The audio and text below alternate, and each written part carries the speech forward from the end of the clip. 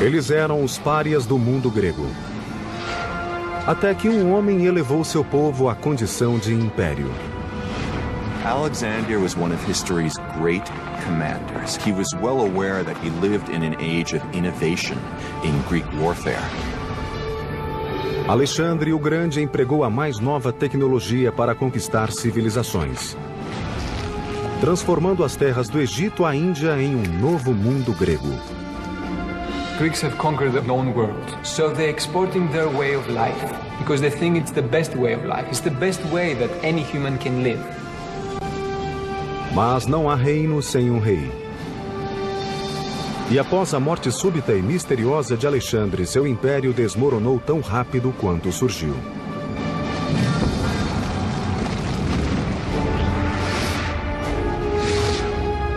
Construindo um império. Grécia, a Era de Alexandre. 404 a.C. 27 anos de guerra sangrenta haviam chegado ao fim.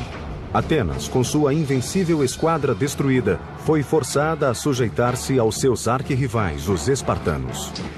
The Athenian generals commanding the main Athenian fleet made a disastrous mistake that led to a great battle and a terrible defeat for the Athenians at a place called Aigos Potamoi. Nas décadas após a queda de Atenas, as cidades-estado de Esparta e Tebas lutaram pelo domínio da Grécia. Mas em 359 a.C., um jovem de 23 anos da remota região grega da Macedônia tornou-se rei, e em 2 décadas mudaria a face da Grécia. Seu nome era Filipe II. Macedon was a funny Greek state. It was always a bridesmaid and never a bride. It had lots of potential, both in manpower and natural resources, but it had never managed to get its act together. Os gregos das cidades-estado consideravam os tribais macedônios incivilizados. Porém, após 20 anos, Filipe os havia unificado e transformado na mais temida máquina de guerra que a Grécia já vira.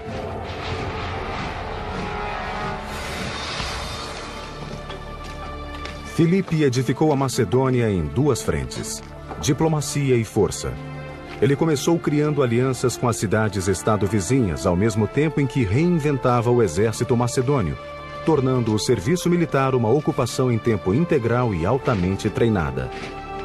Mas o grande trunfo desse novo exército profissional foi uma tropa de engenheiros que Filipe organizou para projetar e construir instrumentos de guerra. Uma inovação que mudou para sempre o modo de guerrear e de vencer. The Macedonians were not considered real Greeks by the Hellenic city-states. They came from a tribe called the Macedoni, and they'd been fighting barbarians for so long that they were considered barbarians themselves. However, Philip II was no barbarian.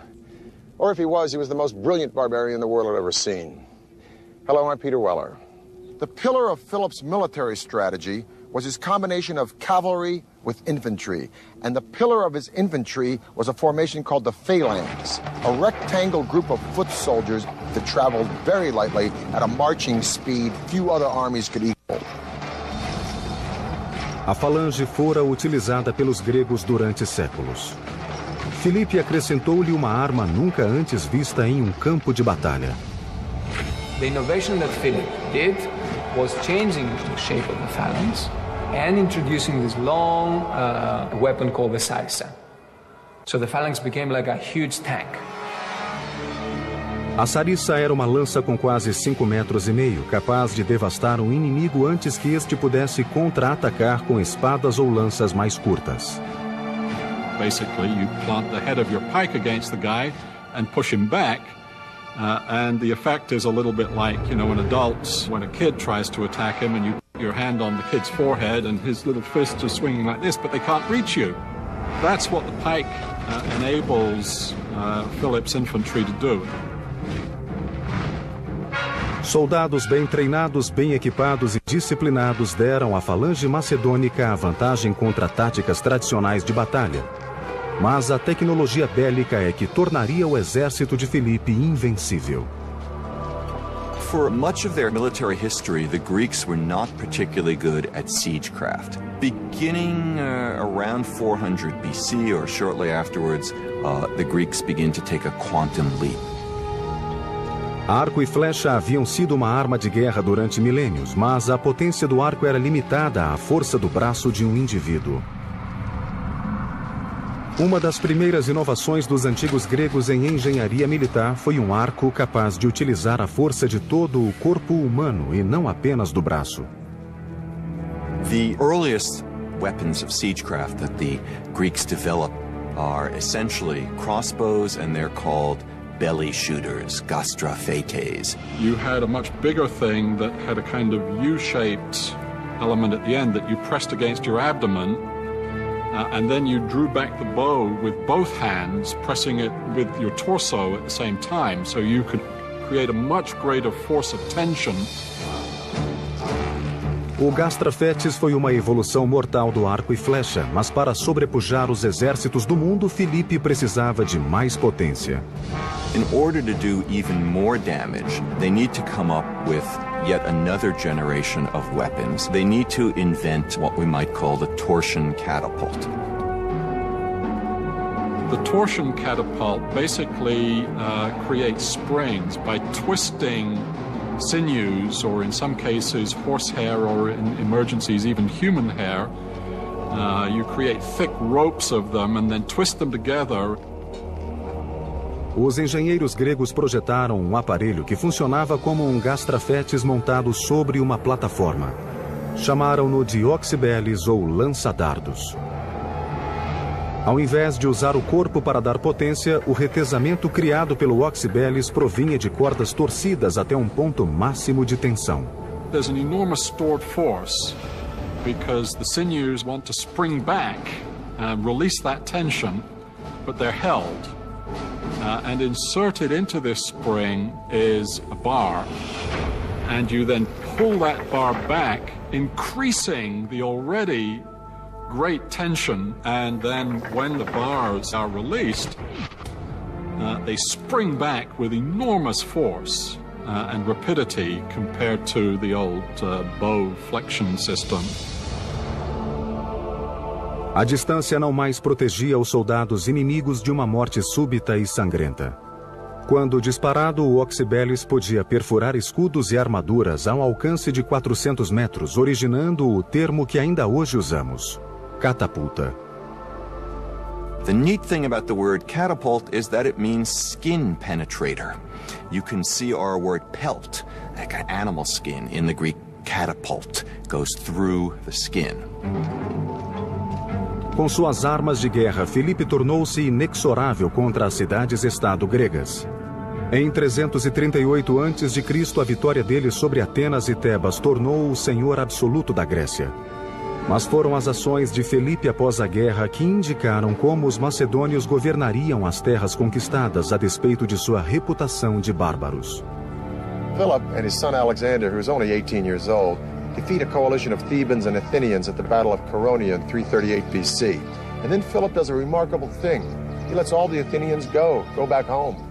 Then he calls together a council at Corinth, invites all of the city-states. He's got to cloak his power in some sort of diplomacy. And he tells all the city-states, you can groove. It's all going to be the same as it was before. He could have scorched the earth, just like Genghis Khan a few centuries later, but he didn't. Why? We've got to remember that the Greeks thought of the Macedonians as no better than a bunch of thugs. And the Macedonians didn't care much for the Greeks either.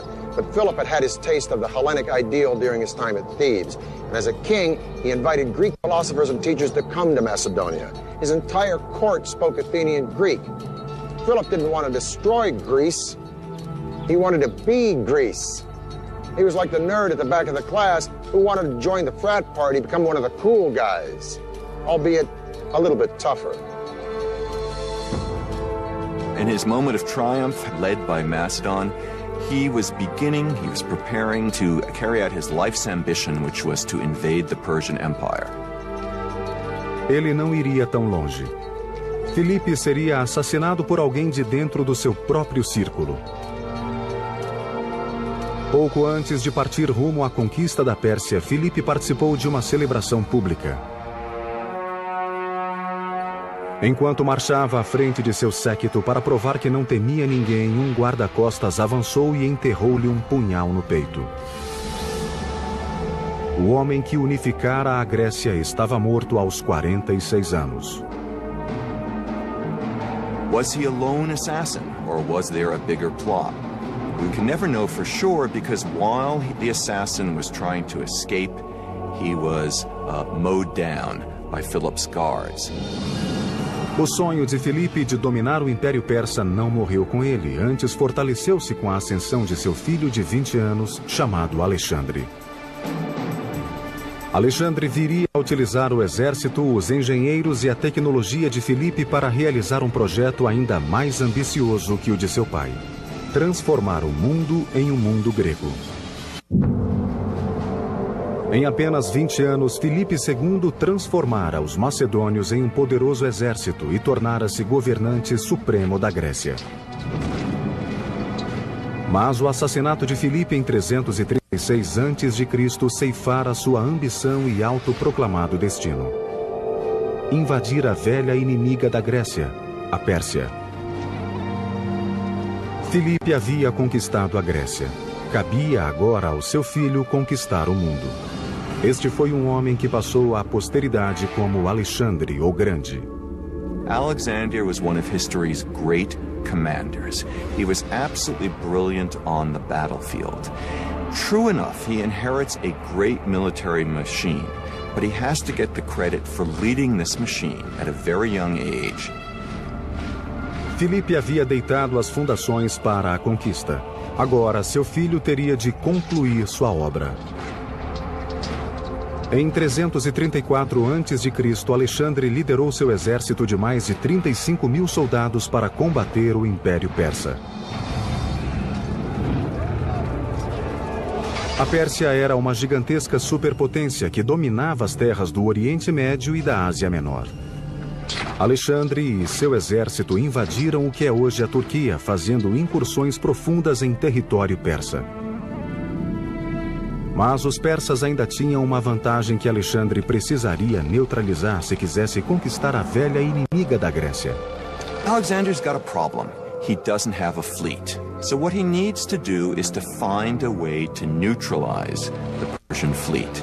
And his strategy is to fight the Persian Navy on land by laying siege to and taking each of the great Persian naval bases. Alexandre prosseguiu sua marcha rumo sul ao longo da costa do Mediterrâneo, lançando cerco a cidades e portos que resistiam ao seu avanço. Mas foi a fortificada e poderosa cidade de Tiro que constituiu o maior desafio para Alexandre e seus engenheiros.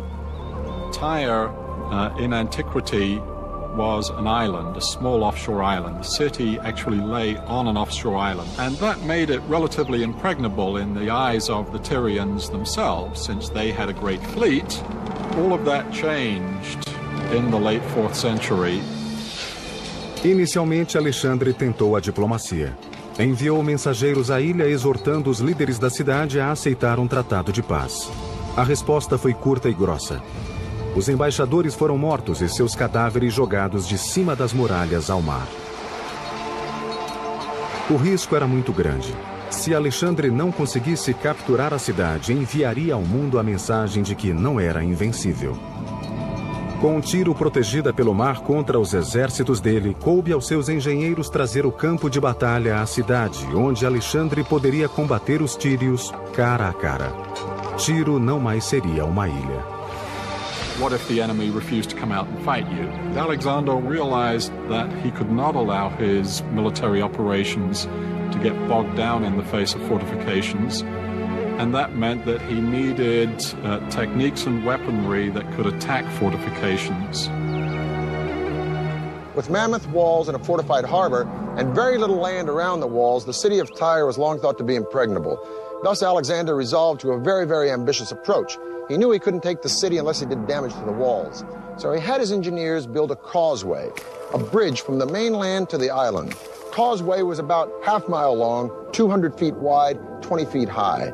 When the causeway was within striking distance, Alexander unleashed a hail of terror on the city, and then he deployed the only weapon he knew would end the battle, a siege tower. As torres eram uma espécie de carro blindado com vários andares. Do lado de fora eram à prova de fogo graças a uma cobertura de couro cru sobre a estrutura de madeira. Do lado de dentro, uma escadaria central conduzia a uma série de plataformas, onde oxibeles e outras catapultas lançavam projéteis contra as muralhas. Na parte de baixo, a torre era usada como proteção para manejar um ariete. They'd literally wheel them up to the wall. The men inside would be protected, and they would be shooting arrows at the defenders on the wall and trying to cross over onto the wall and to kill the defenders. As torres de cerco de Alexandre golpearam as muralhas de Tiro durante dias. Quando uma brecha foi aberta na fortaleza, Alexandre desencadeou uma terrível represália contra a cidade que havia resistido a ele. The assault itself would really be a terrifying experience for everyone involved. The only way to signal would be through trumpets, so you have to imagine trumpets blaring, a tremendous noise of men attacking, flags blowing in the wind on the battlements of the city that was under attack. I think it would have been an extraordinary scene. Alexandre retomou sua jornada rumo sul através da Palestina. Cada vez mais confiante, ele agora voltou sua ambição para o maior império que o mundo já vira: Egito. Com suas torreantes pirâmides e tumbas colossais, o Egito era uma antiga cultura que Alexandre reverenciava. Contudo, havia outra razão mais prática para ele cobiçar o Egito. Era o celeiro do Mediterrâneo, cujos campos de trigo seriam inestimáveis para alimentar o império em expansão de Alexandre. Ao contrário de Tiro, conquistar o Egito não requereu matanças. Alexander entered Egypt as a liberator and as a figure of extraordinary powers. Os egípcios não apenas deram as boas-vindas a Alexandre, como também o tornaram um deus. Em 331 a.C., eles o coroaram faraó e o proclamaram filho de Amon, sua mais importante divindade. Aos 24 anos, Alexandre transcendia a mortalidade. One can imagine that someone to whom extraordinary things happened, to whom all doors seemed to open themselves magically, to whom every endeavor was rewarded with victory, would think, well, perhaps I am, in some respect, a god. And I think that Alexander really did think this. He wasn't just pretending. He was trying to find out more about himself. No fim do século IV a.C., cidades gregas floresciam no rastro do exército saqueador de Alexandre. Essas cidades serviram como centros de controle e administração, mas sobretudo como irradiadores da língua e da cultura gregas. O resultado seria um modelo de construção de cidade que se estenderia até as mais recônditas regiões do Império Alexandrino.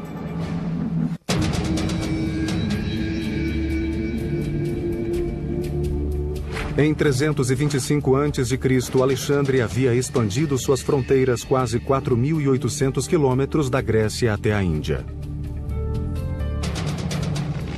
O exército dele pode ter sido uma máquina destruidora, mas o legado de seu império foi um novo mundo grego. A estratégia de Alexandre para governar nações conquistadas incluía a acomodação e assimilação. Ele fazia com que soldados desposassem mulheres locais e depois permanecessem como funcionários do império. Cidades outrora persas, egípcias ou indianas eram transformadas em cidades gregas. Foi uma invasão de ideais que formou uma cultura híbrida conhecida como helenismo. So definitely there are striking parallels with what's going on today, in our today era of globalization. Today we have a common language, which is English, is the language of trade. After Alexander the Great, you have people who have adopted the Greek customs and the Greek language. O helenismo teve sua expressão máxima na vida urbana, e a expressão máxima dessa expansão dominadora grega revelou-se no planejamento de cidades. Quer construíssem uma nova cidade ou reformassem uma antiga, os engenheiros de Alexandre faziam um traçado urbano em forma de grade, usado pelos gregos desde o século V a.C. The grid plan, which was used in these cities, was a symbol of order. Any government that could replace the traditional winding alleyways of a city with a rectilineal grid plan of streets at right angles was a government to be feared, a government to take notice of. Alexander's campaigns in Asia Minor would create a new world order. Today we call it Hellenism. If you lived in a city conquered by Alexander, you lived in a Greek city. This is an example of such a city. It's called Pergamum. 2,000 years ago, Pergamum would have had all the elements of a Greek city: agora, temples, gymnasium, theater. Pergamum would eventually rival Athens as a cultural center. As a matter of fact, the sculptural style pulled out of Pergamum would galvanize Michelangelo and change the face of the visual arts forever. Pergamum was built on a series of slopes. It was engineered like this. It was dramatic, it was theatrical, and it was meant to be. Hoje, as ruínas de Pérgamo encontram-se a uma altura elevada na moderna Turquia, um monumento espetacular à engenharia urbana grega. The city seems to be clinging on this steep hill. It seems that the architects who built this city sort of took into account the topography in many ways, symbolically to start with, meaning that higher up were the palaces and temples. A cidade ergue-se 300 metros acima do nível do mar, o que requeria uma série de terraços extensos e complexos. Nos tempos helenísticos, Atenas não era a mais poderosa cidade que fora outrora. Outras cidades de importância floresceram e dentre estas se destacou Pérgamo. In some ways, it's an echo of the Acropolis of Athens, where the temples stand on a hill, a natural rock over the city.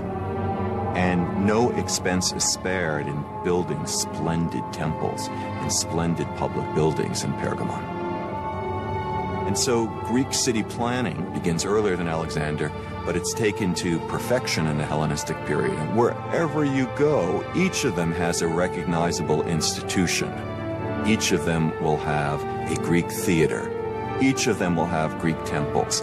Each of them will have a gymnasium. Each of them will have a agora, a marketplace come forum. O centro de uma cidade grega encontrava-se em seu mercado público chamado Ágora. Aqui os mercadores vendiam suas mercadorias e os cidadãos reuniam-se para discutir os assuntos políticos do dia. Adjacente à Ágora ficava a Stoa, uma estrutura simples equivalente a uma alameda coberta. A Stoa consistia em uma colunata de um lado e uma parede do outro lado, um abrigo que, mesmo aberto, protegia contra os elementos. O Ágora e a Stoa eram o coração econômico, público e político da cidade helenística, mas sua alma cultural jazia em outra maravilha da engenharia, a mais importante nas cidades helenísticas: o teatro. The theater is basically an Athenian invention. Drama is, above all, democratic.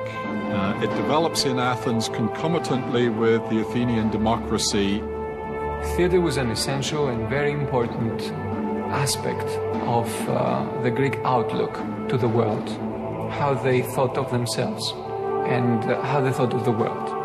And I think to many people's opinion is one of the great legacies that the ancient Greek civilization has bestowed upon us today. Teatros na Grécia Antiga não eram apenas fóruns para comentários sociais. Eles inspiraram os romanos na edificação de coliseus e estabeleceram o padrão para a construção de estádios nos 2000 anos seguintes. Separate your men by tribe, by clan, such that clan may bear aid to clan and tribe to tribe.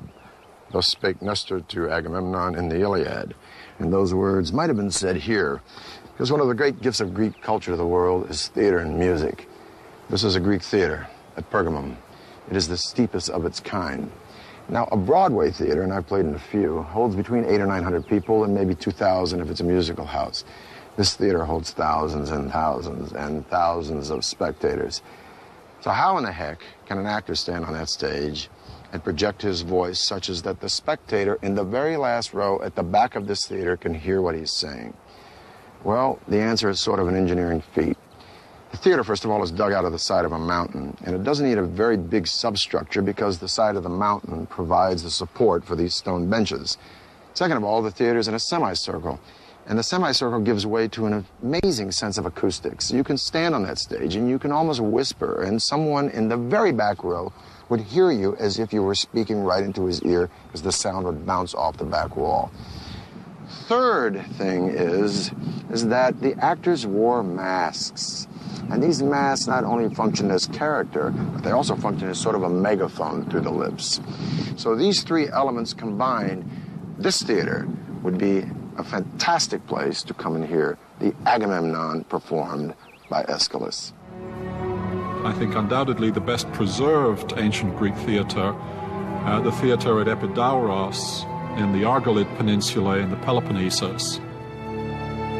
Os teatros gregos eram divididos em três partes básicas. O teatron, ou área de vista, onde a audiência se sentava. A orquestra, ou área dançante, onde ocorria a maior parte da ação. E o skene, construção de madeira posta de trás da orquestra. O skene, com seu teto chato, era usado para camarins, pano de fundo e às vezes como cenário. O Teatro de Epidauro tem 55 filas de assentos e é dividido em 3 seções. Escadarias dividem as seções de assentos em fatias separadas. Ao todo, estima-se que este gigantesco teatro tenha capacidade para 12 a 14 mil pessoas. Mas é a engenharia acústica que torna o Teatro de Epidauro espetacular. If you're sitting up in the top row, you're a long way away from the stage. And the person who's down in the orchestra or on the stage looks quite tiny. And yet, you can have a conversation with that person with only a slight elevation of your voice.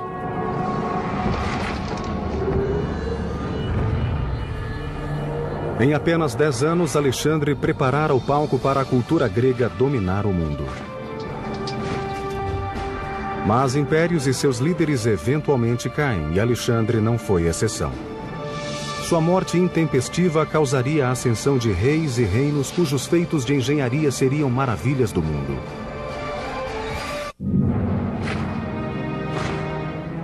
Em 323 a.C., Alexandre havia lavrado um império que se estendia da Grécia a oeste, passando pelo Egito até a Índia a leste.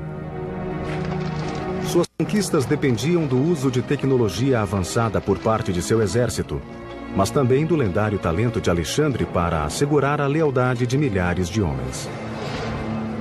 Porém, após 13 anos e milhares de quilômetros de batalha permanente, essa lealdade foi levada até o limite. His troops, their loyalty finally was used up. They rebelled against him, they refused to go further, and he had to turn around. Retornando da Índia, Alexandre preparava-se para consolidar seu império quando foi acometido por uma misteriosa doença. No one knows exactly what it was that killed him, whether it was an infection, whether it was the result of a very hard life as a soldier in which he was wounded in battle, these extraordinary travels in which he, according to legend, subjected himself to the same hardships as his soldiers. One of the stories is that he essentially drank himself to death. There was always intrigue at the Macedonian court. Alexander's father had been assassinated. Is it possible that he was poisoned in some way? Those are questions we can't answer. Em 10 de junho de 323 a.C., a um mês de completar 33 anos, o homem mais poderoso da Terra morreu. A ascensão meteórica do seu império seria comparável à sua sangrenta fragmentação. Seguiu-se uma disputa de poder entre os comandantes regionais para preencher o vazio deixado pela morte de Alexandre. Esses generais e seus herdeiros edificaram pujantes reinos helenísticos e ao longo de gerações lutaram pela supremacia. A terra do Egito caberia ao general Ptolomeu, que fora designado para supervisionar o rico território no Nilo. Ptolomeu viria a edificar um reino que combinaria as culturas grega e egípcia em uma dinastia destinada a durar 300 anos. Ptolemy I was a man who had made a career as a military commander and advisor under Alexander. What he therefore wanted was as rich and secure a portion of that empire as he could get.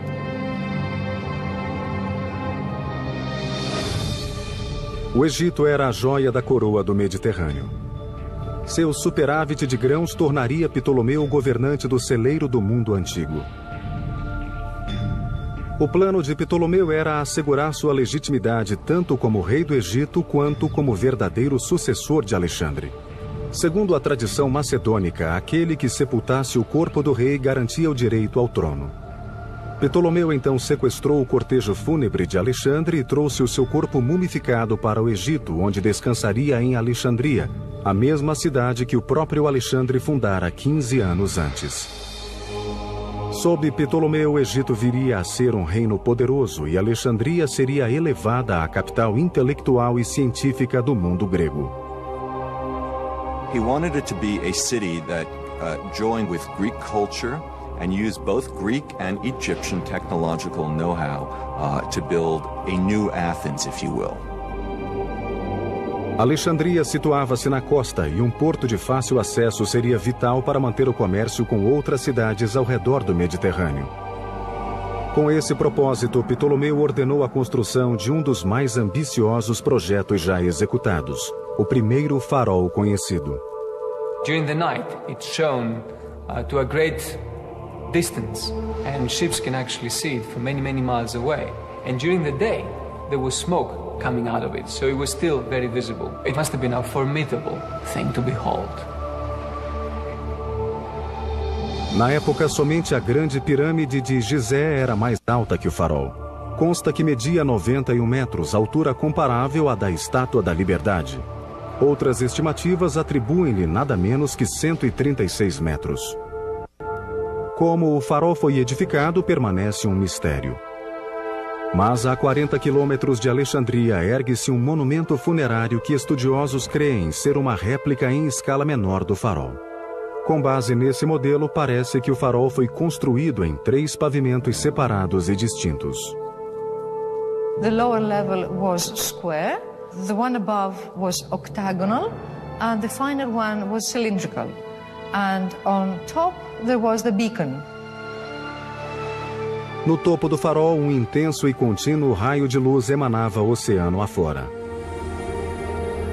Estudiosos creem que madeira era o combustível do farol e que a seção inferior abrigava uma rampa em espiral grande o bastante para que animais puxando carroças carregadas de lenha pudessem subir.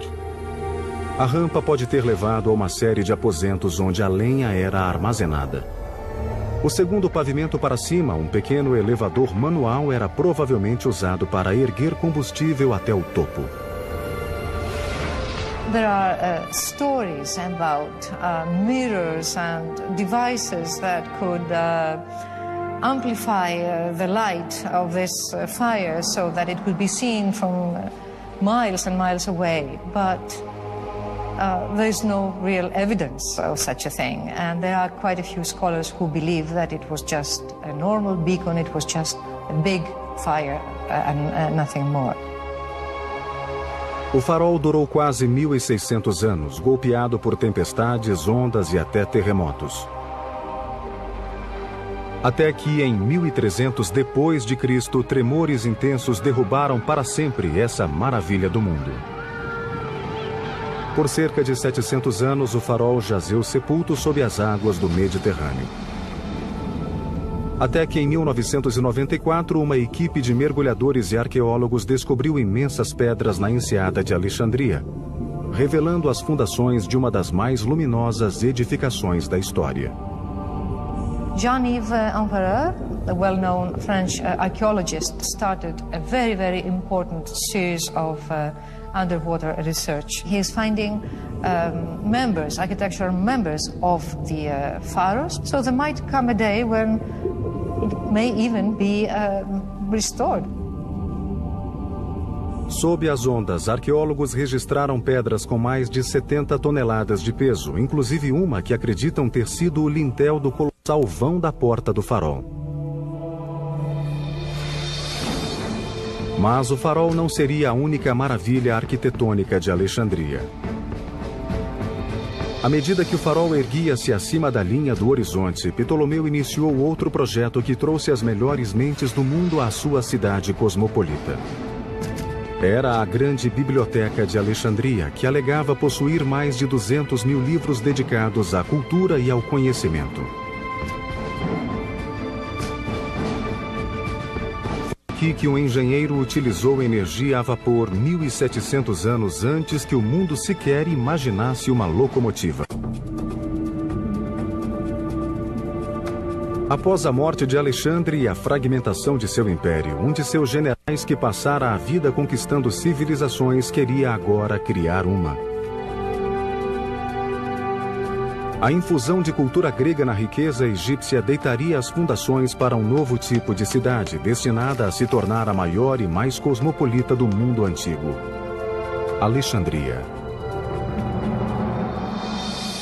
It's the city of the world. And as such, the kings, the Ptolemean kings of the new kingdom of Egypt, created something that's completely new in the known world. Os torreantes fogos do farol de Alexandria guiavam os navios rumo ao porto.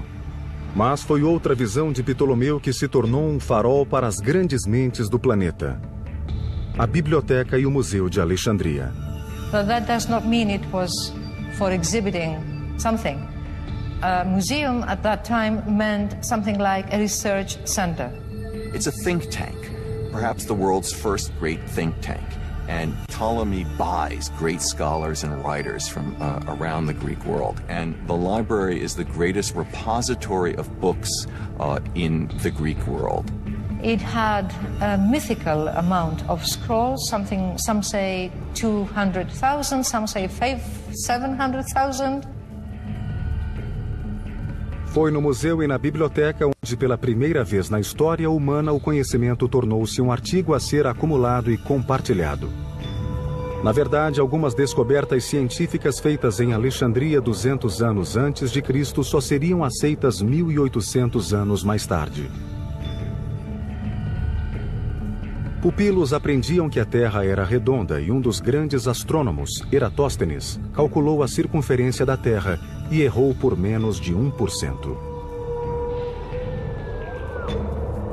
So it's perhaps a very interesting story that the Ptolemean kings, whenever a ship will come into Alexandria, the first thing that the captain had to do is had to declare if he had any papyri, any works of philosophers or science on board. They were taken to the library to be copied, but usually they gave the captain back a copy and not the original. Embora Ptolomeu fosse um grego macedônio, o segredo do sucesso de sua dinastia no Egito foi sua assimilação da cultura egípcia. A própria família de Ptolomeu não hesitou em adotar costumes egípcios. O filho de Ptolomeu, Ptolomeu II, chegou a casar-se com sua própria irmã, Arsínoe. There had been a tradition in the Egyptian pharaonic families of brother-sister marriage and there was a sense that a figure like that couldn't just marry any old ordinary mortal, and that eventually only a sister who sort of shared his divine origins was an appropriate companion and spouse. Os Ptolomeus podem ter usado tradições egípcias para elevar-se à categoria de deuses, mas no final, como todos os faraós antes deles, esses reis ainda não eram mortais. Ptolomeu não veria todos os seus sonhos para Alexandria realizados.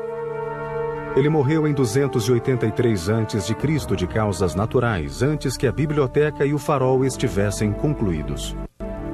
Alexandria continuou a florescer como polo cultural sob seus governantes ptolomaicos e produziu muitos dos pensadores mais avançados da época. Foi pouco após seu reinado de 300 anos, no primeiro século depois de Cristo, que Alexandria deu ao mundo um de seus mais célebres engenheiros gregos. Chamava-se Heron e seus famosos projetos colocam-no entre os maiores engenheiros mecânicos da antiguidade. All his books are extremely detailed, very well describing all engineering procedures. But Heron himself also was good in the sense that he has an inclination in favor of arts. We must remember that in ancient Greek, the word art was meaning also technology. Os projetos de Heron tinham muitas aplicações práticas, incluindo ideias para extintores de incêndio, odômetros e até portas automáticas. Mas foram os experimentos de Heron com tecnologia a vapor que instigaram sua imaginação. A primeira máquina a vapor foi construída na Inglaterra por volta de 1700 d.C.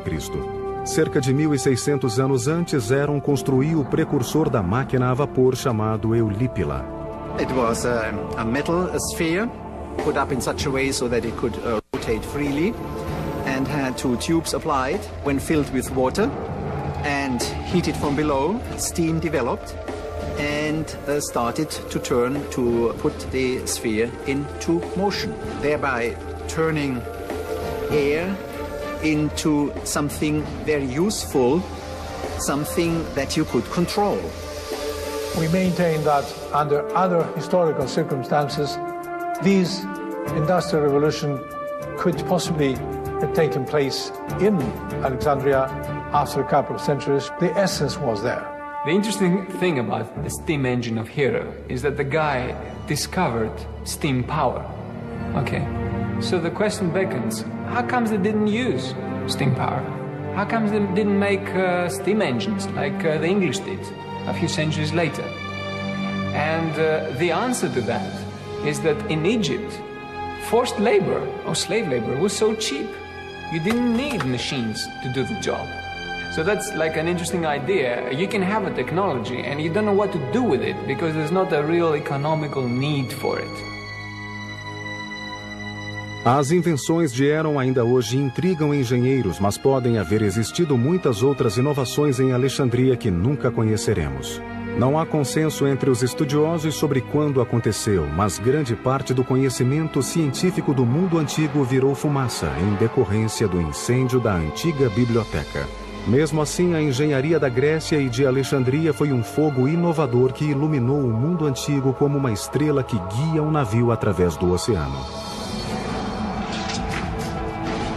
A fabulosa Era de Alexandre pode ter presenciado a ascensão e queda de impérios, mas o legado dela é ainda percebido em nosso mundo de hoje. To outsmart the raw forces of nature and to turn them into something beneficial. That's the common denominator for all Greek engineering.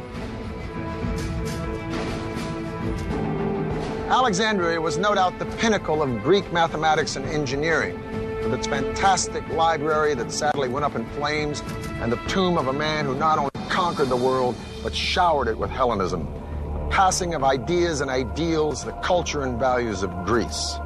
But even as Alexander's empire crumbled, Greece was not to be extinguished. No, it was absorbed by what many believe was the greatest experiment in Hellenism of all, Rome. I'm Peter Weller for the History Channel.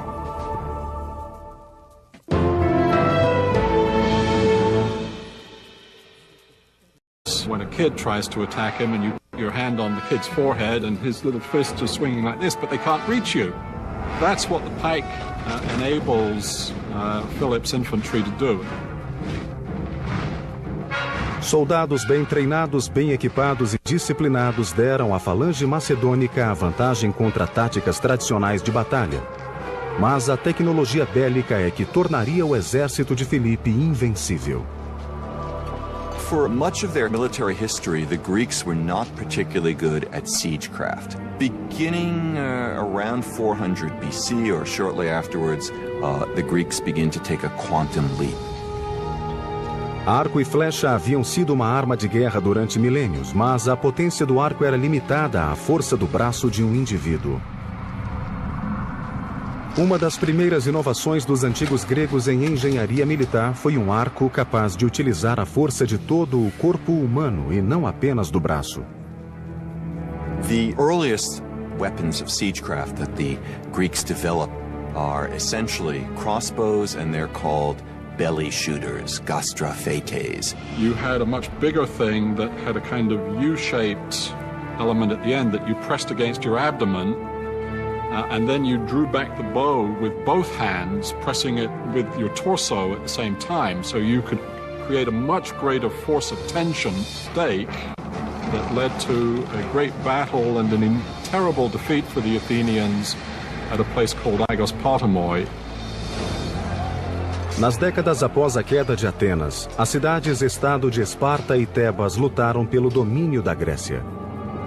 Mas em 359 a.C., um jovem de 23 anos da remota região grega da Macedônia tornou-se rei, e em 2 décadas mudaria a face da Grécia.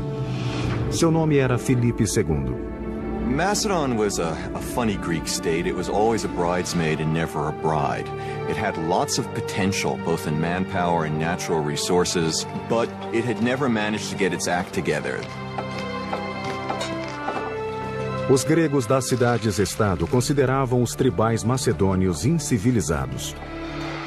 Porém, após 20 anos, Filipe os havia unificado e transformado na mais temida máquina de guerra que a Grécia já vira.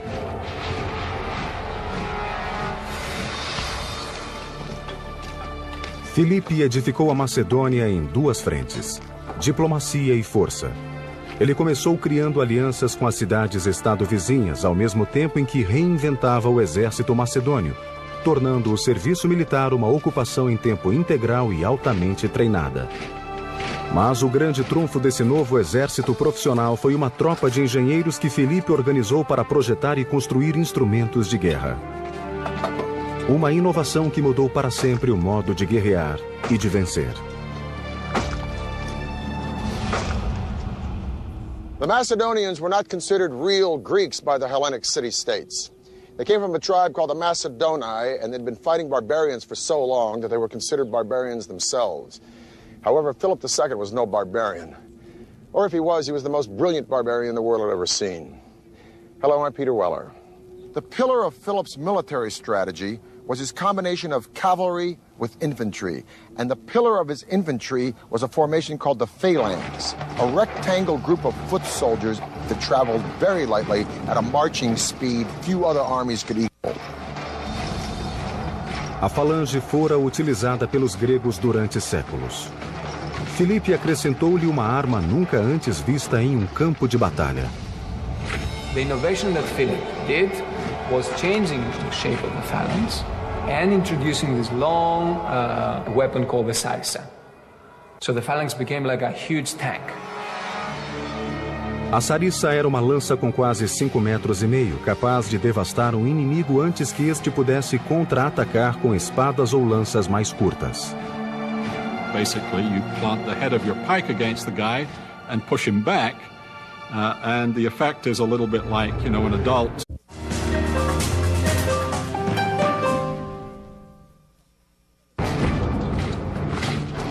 Eles eram os párias do mundo grego.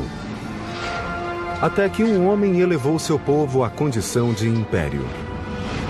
Alexander was one of history's great commanders. He was well aware that he lived in an age of innovation in Greek warfare. Alexandre o Grande empregou a mais nova tecnologia para conquistar civilizações, transformando as terras do Egito à Índia em um novo mundo grego. Greeks have conquered the known world, so they're exporting their way of life because they think it's the best way of life. It's the best way that any human can live. Mas não há reino sem um rei. E após a morte súbita e misteriosa de Alexandre, seu império desmoronou tão rápido quanto surgiu.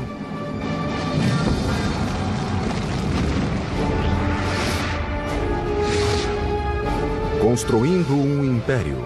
Grécia, a Era de Alexandre. 404 a.C. 27 anos de guerra sangrenta haviam chegado ao fim. Atenas, com sua invencível esquadra destruída, foi forçada a sujeitar-se aos seus arquirrivais, os espartanos. The Athenian generals commanding the main Athenian fleet made a disastrous mistake. O gastrafetes foi uma evolução mortal do arco e flecha, mas para sobrepujar os exércitos do mundo, Filipe precisava de mais potência. In order to do even more damage, they need to come up with yet another generation of weapons. They need to invent what we might call the torsion catapult. The torsion catapult basically creates springs by twisting sinews, or in some cases horsehair, or in emergencies even human hair. You create thick ropes of them and then twist them together. Os engenheiros gregos projetaram um aparelho que funcionava como um gastrafetes montado sobre uma plataforma. Chamaram-no de oxibeles ou lança-dardos. Ao invés de usar o corpo para dar potência, o retesamento criado pelo oxibeles provinha de cordas torcidas até um ponto máximo de tensão. There's an enormous stored force because the sinews want to spring back and release that tension, but they're held. And inserted into this spring is a bar, and you then pull that bar back, increasing the already great tension, and then when the bars are released, they spring back with enormous force and rapidity.